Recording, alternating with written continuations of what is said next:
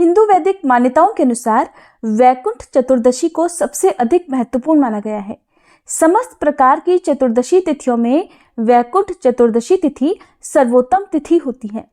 अगर आपके घर में दुख दारिद्र्य का वास रहता है और हमेशा किसी न किसी प्रकार का कलेश बना रहता हो, तो आपको वैकुंठ चतुर्दशी का व्रत अवश्य ही रखना चाहिए, क्योंकि इस व्रत को करने से भक्तों के ऊपर भगवान विष्णु के साथ ही भगवान शिव की छत्र छाया सदा बनी रहती है, उनका आशीर्वाद सदा बना रहता है और ऐसा भक्त समस्त प्रकार के संकटों से सदा सुरक्षित भी रहता है। आज के दिन भगवान विष्णु की 1000 कमलों से पूजा करने वाले व्यक्ति और उसके परिवार को वैकुंठ लोक की प्राप्ति होती है। इस दिन श्राद्ध और तर्पण का भी विशेष महत्व है। वैकुंठ चतुर्दशी का व्रत रखने से भी वैकुंठ धाम की प्राप्ति हो जाती है। धार्मिक मान्यताओं के अनुसार इसी दिन महाभारत युद्ध की समाप्ति के बाद युद्ध में मारे गए लोगों का भगवान श्री कृष्ण ने श्राद्ध करवाया था। वैकुंठ चतुर्दशी को हरिहर मिलन भी कहते हैं, अर्थात भगवान शिव और भगवान विष्णु का मिलन। भगवान शिव और भगवान विष्णु के भक्त इस दिन को बहुत ही उत्साह से मनाते हैं। भगवान श्री हरि देव उठनी एकादशी पर योग निद्रा से जागने के बाद कार्तिक शुक्ल चतुर्दशी को भगवान शिव से मिलते हैं और भगवान शिव उन्हें दोबारा सृष्टि के संचालन का दायित्व संभालने को देते हैं और उसके बाद से ही सभी रुके हुए मांगलिक कार्य दोबारा से प्रारंभ हो जाते हैं। चातुर्मास में जब भगवान विष्णु योग निद्रा में जाते हैं तो उससे पहले भगवान शिव को, जो कि संहार करता है, सृष्टि के संचालन का कार्यभार सौंप कर जाते हैं। तो वैकुंठ चतुर्दशी के दिन आप विधि विधान से भगवान शिव और भगवान विष्णु की पूजा करके और व्रत की कथा पढ़कर या सुनकर वैकुंठ चतुर्दशी का पुण्य प्राप्त कर सकते हैं। इस दिन अपनी सामर्थ्य के अनुसार आपको दीपदान जरूर करना चाहिए। आज की इस वीडियो में आप सुनेंगे वैकुंठ चतुर्दशी के दिन सुनी जाने वाली कुछ पौराणिक कथाएं। अगर आपको कथाएं अच्छी लगे तो वीडियो को लाइक जरूर कीजिएगा।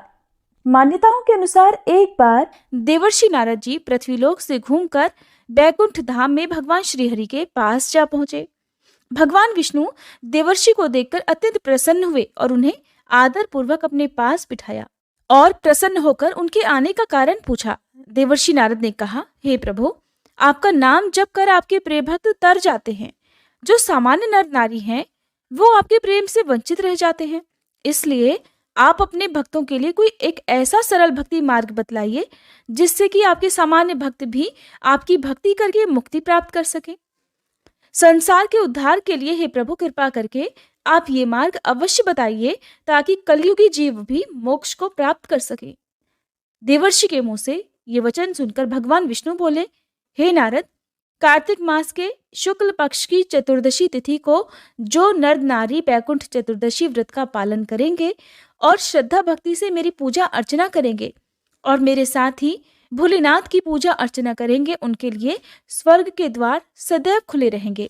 इसके बाद भगवान विष्णु ने जय और विजय को बुलाकर उनसे कहा कि कार्तिक मास के शुक्ल पक्ष की चतुर्दशी तिथि को स्वर्ग के द्वार बंद ना रखें, उन्हें खुला ही रखें। भगवान विष्णु ने कहा कि इस दिन जो भी भक्त मेरा नाम लेकर थोड़ा सा भी पूजन करेगा उसे वैकुंठ धाम की प्राप्ति अवश्य होगी। इसलिए आज के दिन भगवान विष्णु के साथ भगवान शिव का पूजन भी बहुत आवश्यक है, नहीं तो भगवान विष्णु इस पूजा को स्वीकार नहीं करते हैं। चातुर्मास के समय भगवान विष्णु योग निद्रा में जाने से पहले सृष्टि के संचालन का सारा कार्यभार भगवान शंकर को सौंप कर जाते हैं और उसके बाद देवउठनी एकादशी के दिन जब भगवान विष्णु जागते हैं तो उसके बाद चतुर्दशी के दिन भगवान शिव उन्हें पुनः उनका कार्यभार सौंपते हैं। इसलिए इस दिन को हरिहर मिलन के रूप में भी उत्सव के रूप में मनाया जाता है और इस दिन खास तौर पर दीप जलाकर उत्सव मनाया जाता है। क्योंकि ये दिन भगवान शिव और श्री हरि के मिलन का होता है, इसलिए ये दिन व्रत, उपवास, पूजा पाठ के लिए भी बहुत शुभ फलदायी होता है। इस दिन पूजा करने के बाद पौराणिक कथा पढ़ने और सुनने से व्यक्ति को समस्त पापों से मुक्ति मिल जाती है। अब सुनिए वैकुंठ चतुर्दशी की दूसरी सबसे पौराणिक प्रचलित कथा। शिव महापुराण कथा के कोटि रुद्र संहिता में वर्णित पौराणिक कथा के अनुसार एक बार भगवान विष्णु भगवान शिव की पूजा के लिए पृथ्वीलोक पर काशी विश्वनाथ मंदिर आए और वहां पर मणिकर्णिका नामक घाट पर स्नान करके 1000 स्वर्ण कमल पुष्पों से भगवान विश्वनाथ की पूजा की। जब वह अभिषेक कर रहे थे तब शिवजी ने भगवान विष्णु की परीक्षा लेने के लिए 1000 पुष्पों में से एक पुष्प कम कर दिया। जब भगवान विष्णु शिवजी की पूजा के लिए उन्हें पुष्प अर्पित करने लगे तो उन्हें एक पुष्प कम लगा। तो वो ये सोचने लगे कि अब मैं पुष्प कहाँ से लाऊं, क्योंकि सारे पुष्प तो मैं ला चुका हूं। तो क्यों ना अब मैं अपनी एक आंख ही भगवान को अर्पित कर दूं, क्योंकि मुझे भी तो कमल नयन कहते हैं, मेरी दोनों आंखें भी तो कमल नयन और पुंडरीकाक्ष हैं। यही सोचकर भगवान विष्णु जैसे ही अपनी आंखें निकालने लगे तभी भगवान शिव वहां प्रकट हो गए और बोले, हे श्री हरि, इस पूरे संसार में तुम्हारे जैसा सच्चा भक्त कोई नहीं है, इसलिए आज से कार्तिक की 14 बैकुंठ चतुर्दशी के नाम से जानी जाएगी और इस संसार में श्रद्धा भाव से जो कोई व्रत करेगा उसे बैकुंठ धाम की प्राप्ति होगी। ऐसा कहकर भगवान विष्णु को भगवान शिव ने सुदर्शन चक्र उपहार स्वरूप भेंट किया और कहा कि इस सुदर्शन चक्र में करोड़ों अरबों सूर्यों की कांति के समान शक्ति है, जिससे आप अपने भक्तों की सदा रक्षा कर सकोगे। इसीलिए भगवान श्री हरि अपने हाथ में सदैव सुदर्शन चक्र को धारण किए रहते हैं। माना जाता है कि जो भी व्यक्ति हरि यानी कि भगवान विष्णु और हर अर्थात महादेव की एक साथ आराधना करता है, उसके जीवन के सभी पापों का और दुखों का अंत हो जाता है। अब सुनिए वैकुंठ के 2 द्वारपाल जय और विजय की कहानी। एक बार सनक, सनंदन, सनातन और सनत कुमार, ये चारों सनकादि ऋषि कहलाते हैं और ये सदा छोटे से बालक के रूप में रहते हैं और ब्रह्मा जी के पुत्र हैं। संपूर्ण लोकों में वो कहीं भी अपनी इच्छा से जा सकते थे। एक बार उनके मन में भगवान विष्णु के दर्शन की इच्छा उत्पन्न हुई, इसलिए वे उनके वैकुंठ लोक में गए। वैकुंठ के द्वार पर जय और विजय नाम के 2 द्वारपाल थे। जय और विजय ने सनकादि ऋषियों को द्वार पर ही रोक लिया और अंदर जाने से मना करने लगे। उनके इस प्रकार मना करने पर सनकादि ऋषियों ने क्रोध में आकर कहा, अरे मूर्खों, हम तो भगवान विष्णु के भक्त हैं, हमारी गति कहीं भी नहीं रुकती है, हम विष्णु जी के दर्शन करना चाहते हैं, तुम हमें उनके दर्शनों से क्यों रोक रहे हो? तुम लोग तो भगवान की सेवा में ही रहते हो, तुम्हें तो उन्हीं के समान समदर्शी होना चाहिए। जैसा कि भगवान का स्वभाव परम शांतिमय है, तुम्हारा स्वभाव भी वैसा ही होना चाहिए। हमें भगवान विष्णु के दर्शन के लिए जाने दो। सनकादि ऋषियों के इस प्रकार कहने पर भी जय और विजय ने उन्हें वैकुंठ के अंदर जाने से रोक दिया। तब इस प्रकार रोके जाने पर सनकादि ऋषियों ने क्रोधित होकर कहा, भगवान विष्णु के समीप रहने के बाद भी तुम लोगों में अहंकार आ गया है और अहंकार का वास वैकुंठ में नहीं हो सकता, इसलिए हम तुम्हें श्राप देते हैं कि तुम लोग मृत्युलोक में जाओ।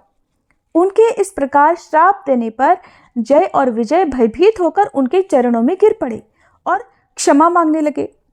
सनकादि से भेंट करने के लिए इधर भगवान विष्णु और लक्ष्मी जी अपने समस्त पार्षदों के साथ उनके स्वागत के लिए पधारे। भगवान विष्णु ने उनसे कहा, हे मुनीश्वरों, ये जय और विजय मेरे पार्षद हैं। इन दोनों ने अहंकार में आकर आपका अपमान करके बड़ा भारी अपराध किया है। आप लोग तो मेरे प्रिय भक्त हैं और इन्होंने आपकी अवज्ञा करके मेरी भी अवज्ञा की है। इनको शाप देकर आपने उत्तम कार्य किया है। इन्होंने ब्राह्मणों का तिरस्कार किया है और उसे मैं अपना ही तिरस्कार समझता हूँ। मैं जय विजय की ओर से क्षमा याचना करता हूँ। सेवकों का अपराध होने पर भी संसार स्वामी का ही अपराध मानता है, इसलिए मैं आप लोगों की प्रसन्नता की भिक्षा चाहता हूँ। भगवान के इन मधुर वचनों से सनकादि ऋषियों का क्रोध तुरंत ही शांत हो गया। भगवान की इस उदारता से वे प्रसन्न हुए और बोले, आप धर्म की मर्यादा रखने के लिए ब्राह्मणों को इतना आदर देते हैं। हे नाथ, हमने इन निरपराध पार्षदों को क्रोध के वशीभूत होकर श्राप दे डाला है, इसके लिए हम भी आपसे क्षमा चाहते हैं।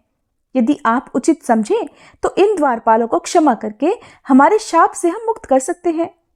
तब भगवान श्री हरि कहने लगे, हे मुनिगणों, मैं सर्वशक्तिमान होने के बाद भी ब्राह्मणों के वचन को असत्य नहीं करना चाहता, क्योंकि इससे धर्म का उल्लंघन होता है। आपने जो शाप दिया है वह मेरी ही प्रेरणा से हुआ है।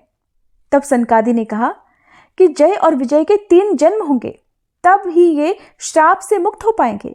यहाँ पर एक बात का सभी को ध्यान देना चाहिए कि जो भक्त भगवान को पा लेते हैं, भगवान की भक्ति करते हैं, उसे महापुरुष कहते हैं।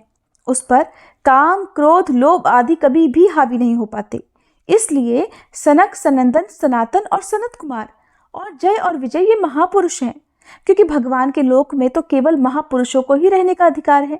इसलिए जय और विजय को अहंकार नहीं हुआ था और सनकादि को भी क्रोध नहीं आया था, बल्कि वे तो लीला कर रहे थे। इस बारे में श्री हरि ने भी कहा कि जो कुछ भी हुआ वो मेरी प्रेरणा से ही हुआ। तब जय और विजय अपने पहले जन्म में हिरण्यकश्यपु और हिरण्याक्ष के रूप में जन्मे। भगवान विष्णु ने वराह अवतार लेकर हिरण्याक्ष का वध और नरसिंह अवतार से हिरण्यकश्यपु का वध किया। दूसरे जन्म में वे दोनों रावण और कुंभकर्ण के रूप में जन्मे और भगवान श्री राम के हाथों मारे गए। तीसरे जन्म में वे दोनों शिशुपाल और दंतवक्र के रूप में जन्मे और भगवान श्री कृष्ण के हाथों मारे गए और अंततः उन्हें श्राप से मुक्ति मिल पाई। अब सुने वैकुंठ चतुर्दशी की एक और कहानी। एक बार एक बूढ़ी माई थी। उसकी एक बछड़ी थी। उसका नाम रखा था उर्णी कपूर्णी। कार्तिक के महीने में बूढ़ी माई पुष्कर नहाने गई तो जाने से पहले पड़ोसन से बोली कि बहन, मेरी उर्णी कपूर्णी को चारा डालना और पानी का कुंडा भरकर उसके पास रख दिया करना। पड़ोसन रोज चारा डालती और पानी का कुंडा भरकर बछिया के पास रख देती। एक दिन पड़ोसन को उर्णी कपूर्णी को चारा पानी डालने की याद ही नहीं रही और इधर उर्णी कपूर्णी को कुछ भी नहीं मिला। वो भूखे मरती पानी के कुंडे में गिर पड़ी। गिरते ही उसका तो स्नान हो गया, भूखों मरती के वास हो गया और वो मर गई। उस दिन वैकुंठ चतुर्दशी थी तो वह वैकुंठ लोक में गई। इधर बूढ़ी माई भी पुष्कर नहाकर आ गई। आते ही पड़ोसन से पूछा, मेरी उर्णी कपूर्णी कहाँ है? पड़ोसन बोली, वो तो मर गई। बुढ़िया ने पूछा, उसने कितनी कार्तिक नहाई? तो पड़ोसन बोली, ज्यादा तो नहीं, सिर्फ एक वैकुंठ चतुर्दश नहाई। और वैकुंठ चतुर्दशी के पुण्य से इधर उर्णी कपूर्णी ने अगले जन्म में राजा के घर जन्म लिया, इसलिए महीना भर ना नहा सके तो वैकुंठ चतुर्दश को जरूर स्नान, ध्यान और व्रत करना चाहिए। जैसी गति उर्णी कपूर्णी को मिली वैसी सबको मिले। खोटी की खरी, अधूरी की पूरी। ये थी आज की कथाएं। उम्मीद है वीडियो आपको पसंद आई होगी।